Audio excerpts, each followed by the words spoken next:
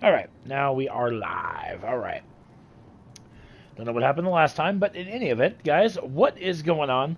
K-Dog's Kennel coming back at you with, I guess you could call this a remake of a game. This is actually the first game I ever put on my YouTube channel.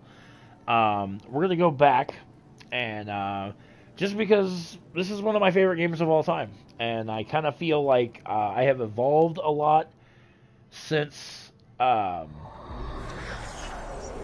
first did this game probably 2 or 3 years ago. And that is Demon Souls, the PS5.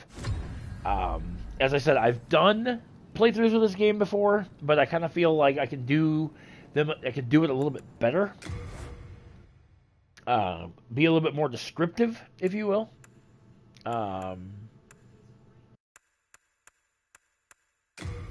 We're actually going to be a female character, and the reason is because there is some armor that only the female can equip. There's also armor that only the male can equip, but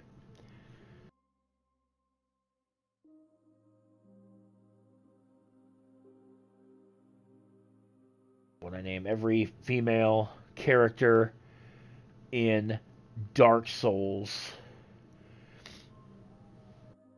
Yo, J-Dog, how's it going, buddy? Welcome in. I don't, honest to God, remember how many cheeky bitches I've done, so we're just gonna do...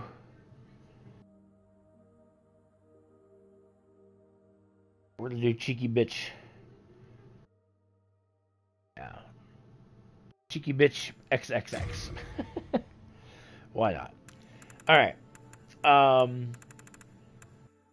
I have said this before, and I think on my last playthrough, I did the same thing with royalty. Magic in this game is extremely OP. And the best part about it is it starts you at soul level 1. Which is really cool because, I mean, you've got basic health, endurance, strength. So we're going to go with the royalty class. And our starting gift, if you played Demon Souls on the PS3, this Providential Ring was not an option. However, in the PS5 remake, it is.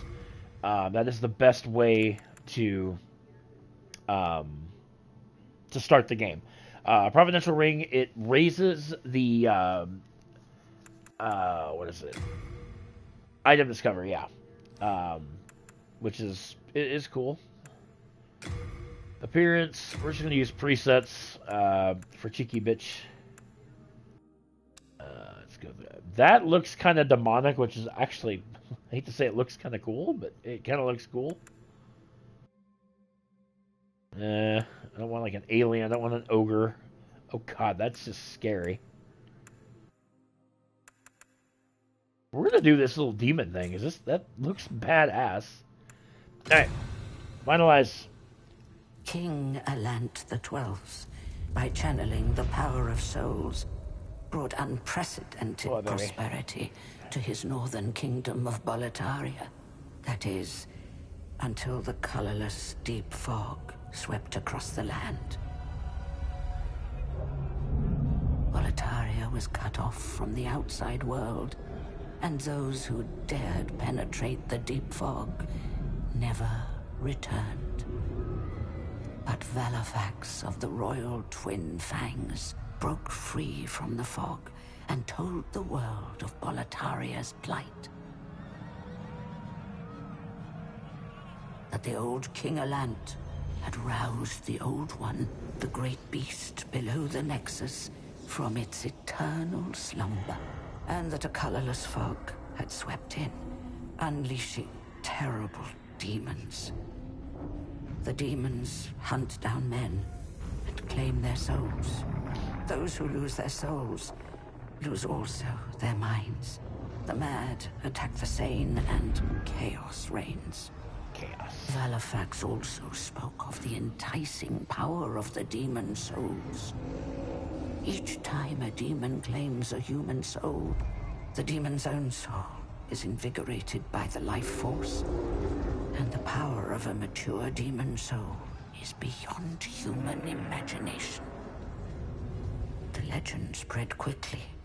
Mighty warriors lured by the possibilities braved the fissure to breach the accursed land. But none have returned. Bjor of the Twin Fangs. Yurt the Silent Chief. Saint Urbane. Skirva the Wanderer. The sixth Saint Astria with her knight Garl Vinland. And Sage Frake the Visionary.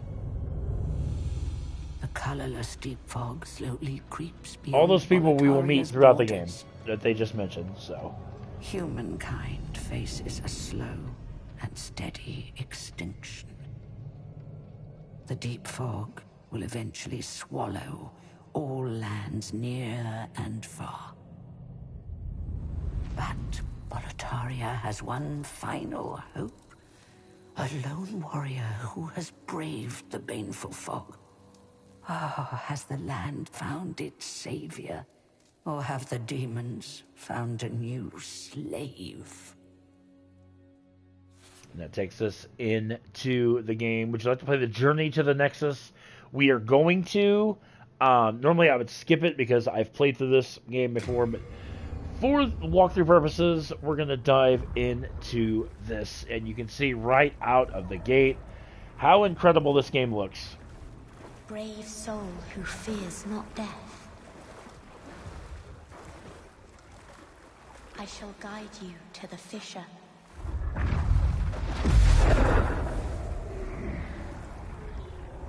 So that you may lull the old one back to slumber.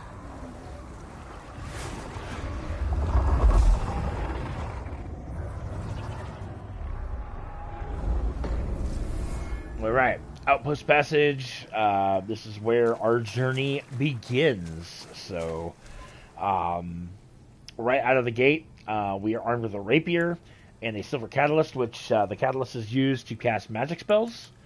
Yeah.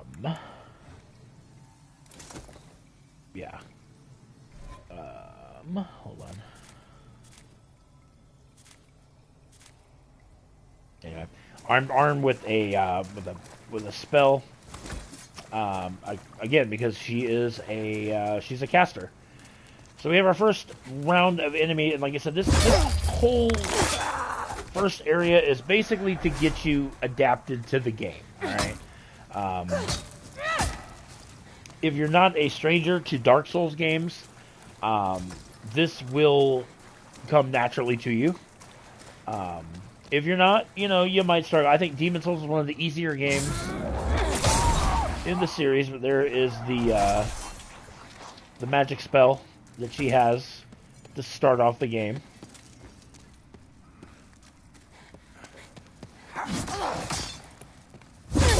If you're able to get past,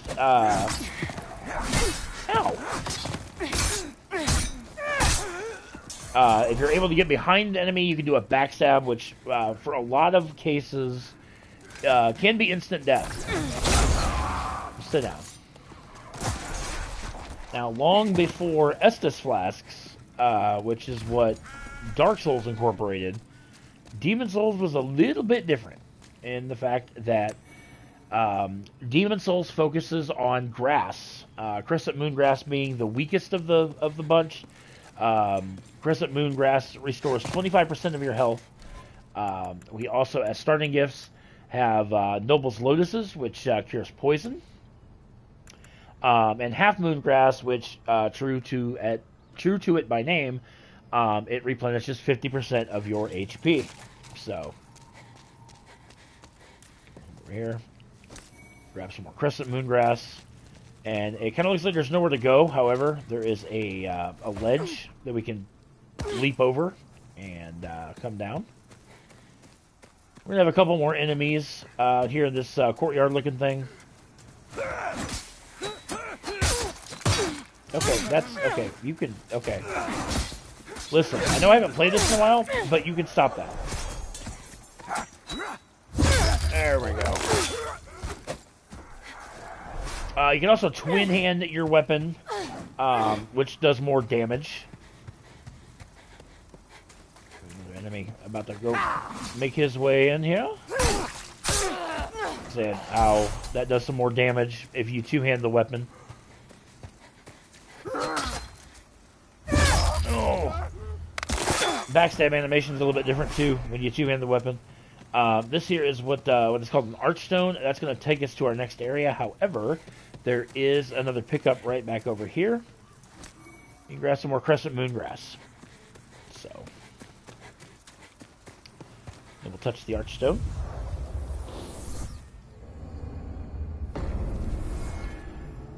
That takes us to the Forlorn Outpost, which we're going to have some more enemies. We're going to have a couple of new kinds of enemies.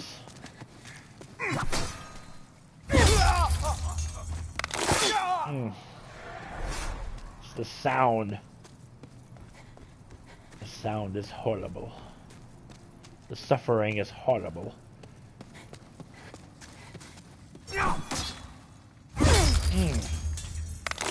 And you'll notice the amount of souls. Well, actually, we got 10 on that one, but most of the time in this tutorial section, the souls are not that great. Here we have a blue-eyed knight. These guys are very dangerous. They hit very, very hard. I recommend getting backstabs on these guys because backstabs do a lot of damage, like so. Usually these guys drop stuff too, but like I said, with it being the tutorial area, I don't think it's going to do that. So we have another knight, another blue-eyed knight. I don't recommend using magic on these guys because of their shields. Ooh. Able to sneak in behind them. And there we go. Alright, so we have nothing that way. We have a stairwell. Let's go and take these up here. We have a couple more items to grab. Another piece of half moon grass. And then we're going to come up this way. Be careful of this guy here. He's got a crossbow. Take him down. Some more crescent moon grass. And an unknown warrior soul. An unknown warrior soul is a, I believe it gives you 200 souls. Yeah. So we're just going to pop that just to give us some more souls. There is a boss in this area. You do not have to kill it. It is a tutorial boss. If you do kill it, you do get an early demon soul. Yo, big baby, how are you, brother? Good to see you. My work schedule has been insane the last couple days. It's why I haven't been on the last couple days, but we ended up losing a sub, so now we're back down to 94. Which is unfortunate, but it's all good. We'll get it back. Or crescent moon grass. I don't believe we have anything over here. No, we don't. Usually when you come across the fog gate, there's a boss, but in this case, there's not. At least not yet. We're getting to him, though. Yeah, my first run of this game, I kind of split the levels up into different parts, and the more I think about things like that, I hate doing that. I don't know. I'm just not a fan of it. I'd rather have a long video incorporating like the entire area as opposed to having it split into a couple parts. But all right, so got some half moon grass down there. Now we are going to take on the first boss of the game, the tutorial boss, known as the Vanguard Demon. He is right up here. Like I said, you're not required to beat this boss. If you do beat this boss, however, you get access to some other items and whatnot.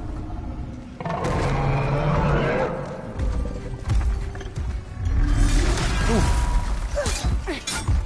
Pokey pokey. His attacks are fairly telegraphed.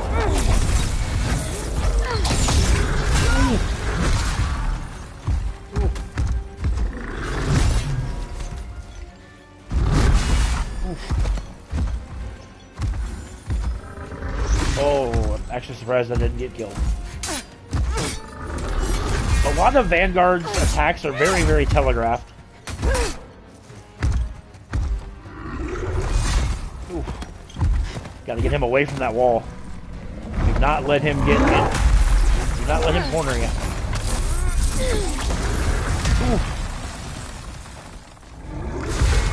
See, notice how telegraphed his attack is.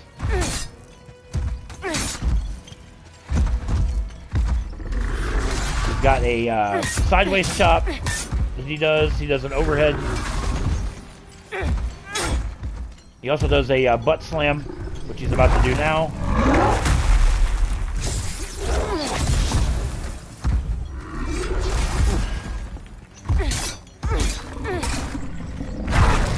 Years of playing Dark Souls. But yes, if he lands on you, he will do a lot, and I mean a lot of damage.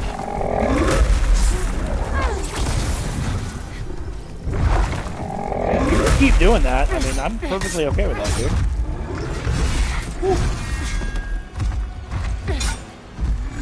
Pokey pokey.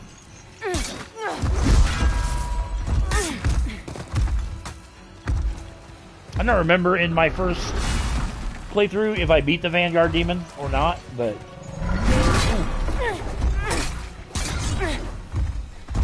Another easy way to beat this guy is just to strafe around him.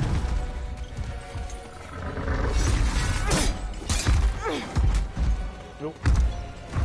Sometimes, I'm not gonna lie, in this game, the camera is your biggest enemy. Woo! Woo!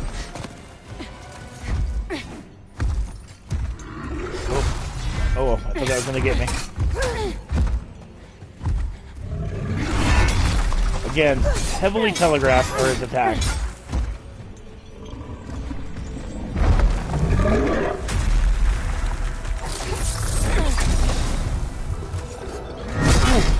Okay. Damn it!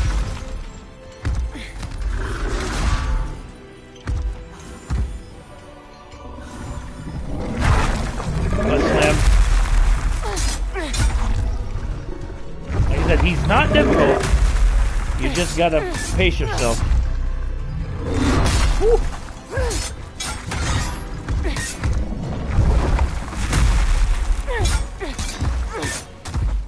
Okay, come around. Come this way, sir. Woo.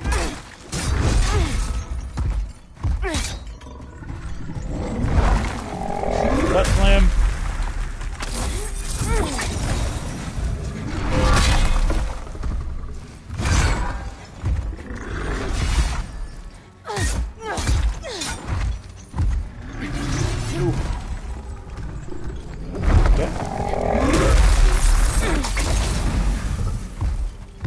I would say the butt slam is like an easy, at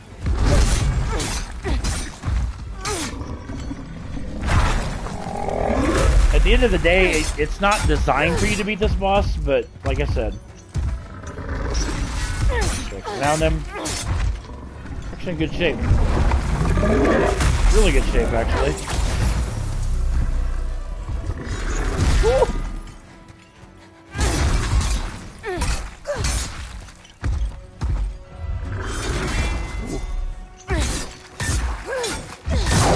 Got him. Like I said, it's not supposed to be that way. If the Vanguard Demon does defeat you, it takes you straight to the Nexus, which is the central hub of the game.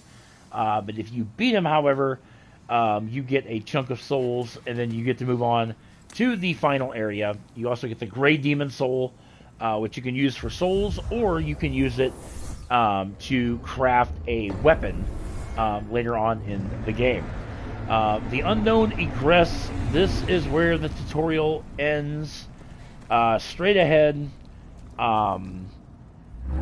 you see a very powerful boss called the Dragon God. We'll be fighting him much later. Well, not much later, but Iron Helm, which I don't really want to cover Cheeky Bitch's face. But the main purpose for killing the Vanguard is aid in his soul. There's a darn good look at the Dragon God. He's a gimmick boss, meaning there's a way to beat him. Full Moon Grass, again, as the name states, it restores 75% of your health. So we get a couple pieces of that. That is some late game stuff. Grass. Hardstone shards, which are upgrade materials. Some Sharpstone shards, which again, upgrade materials. Renowned Warrior Soul. We get 3 of those. And then we come face to face with this absolute gigantic monster. And we get this stuff.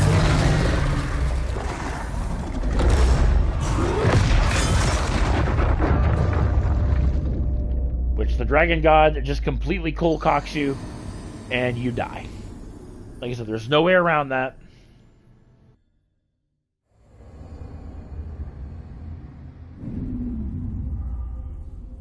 Soul of the lost withdrawn from its vessel. Let strength be granted so the world might be mended. Soul of the lost withdrawn from its vessel. Let strength be granted so the world might be mended. So the world might be mended.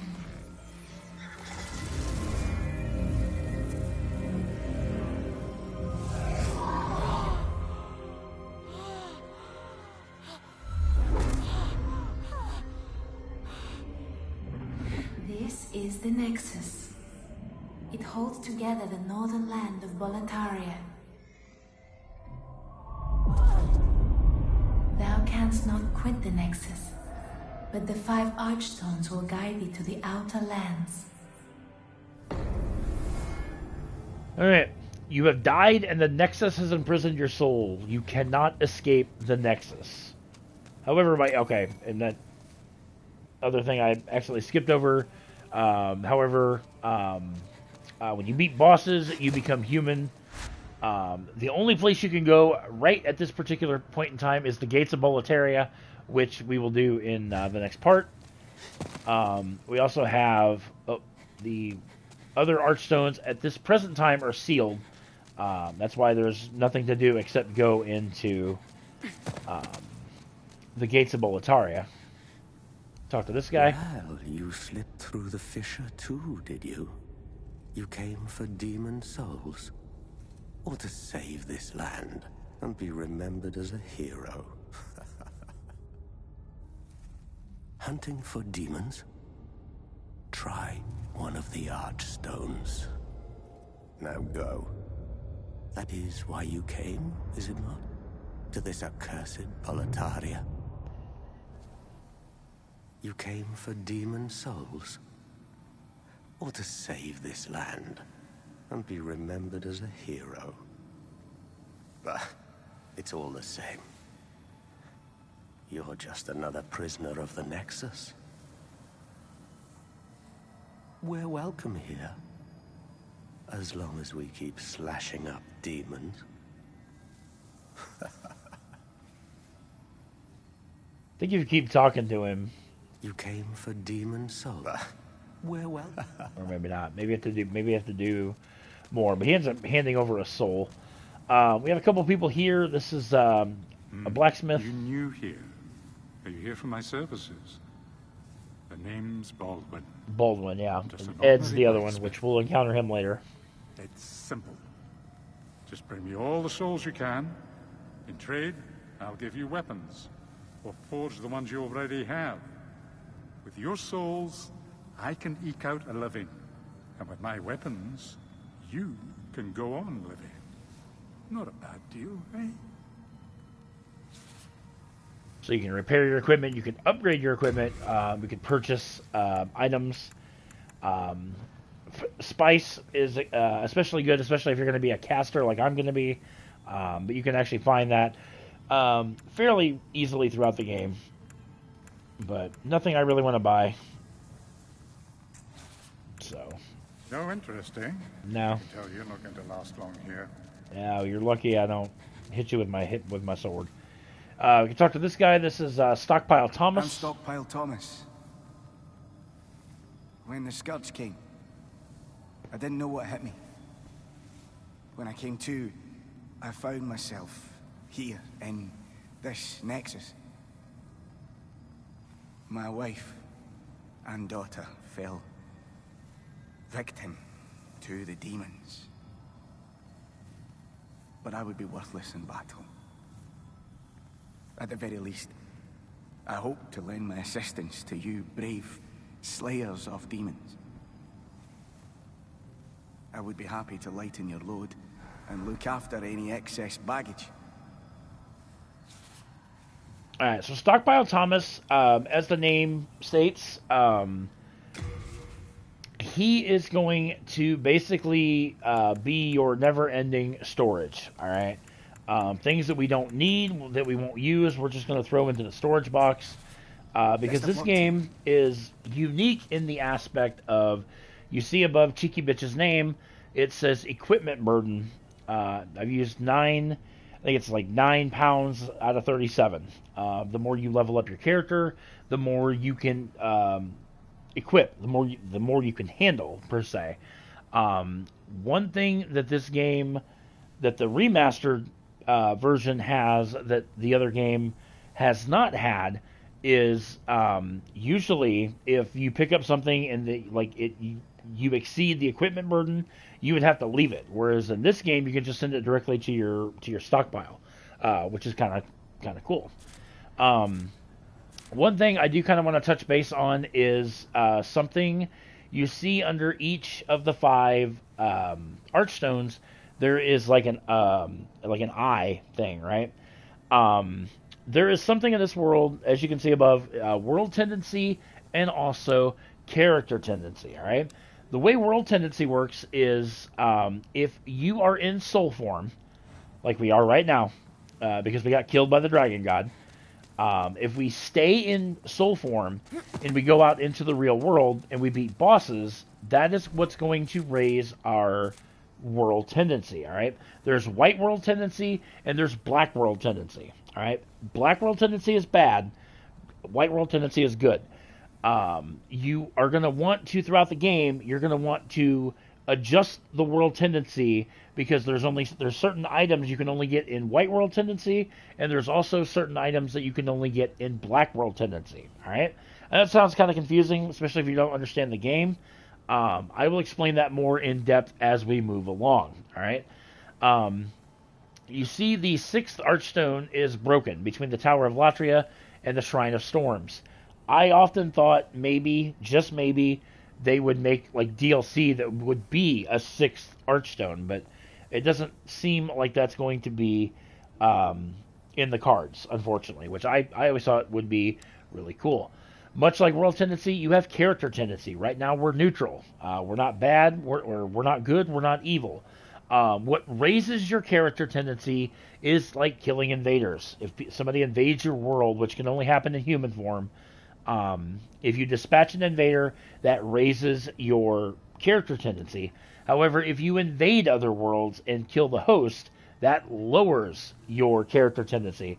And much like world tendency, there is white character tendency and there is black character tendency. White character tendency is good. Black character tendency is bad. All right? Again, I know that sounds really confusing, hitting you guys with that right out of the gate. However, I'll explain more on that as we move along. One thing to note, in soul form, you'll notice my health bar is at 50%. All right? There's no way to change that. In soul form, you stay at half health, which is, for the most part kind of annoying, but we're going to be finding a ring in the next part that will give us some of that max HP back. All right? Yeah, there's not much I can do except go to the gates of Boletaria, which I will do that in the next episode. This one here, whoops. Valley of Defilement. We're going to be doing that area last. I absolutely cannot stand that area. It's a poison swamp. Not looking forward to going through that area again, but you know what? It's part of the game, therefore we're going to go through it. But in any event, guys, that is going to wrap up this episode. I want to thank you guys so much for watching. If you guys want to see more, let me know in the comment section. I would love to do another full playthrough of this, a walkthrough, perhaps, since I pretty much know the ins and the outs of this game. But in any event, subscribe to the channel if you've not done so already. Be sure to give this video a thumbs up if you would, pretty please. It does help the channel grow. Also want to thank my sponsor, Poggers. You can find their website at www.drinkpoggers.com. As cheeky bitch. Oh, look at that menacing smile. But anyway, visit their website, www.drinkpoggers.com/Kennel. Using my code word will net you 10% savings of everything on their website. Do check them out, and I will catch you guys in the next episode of my Demon Souls walkthrough. Take care.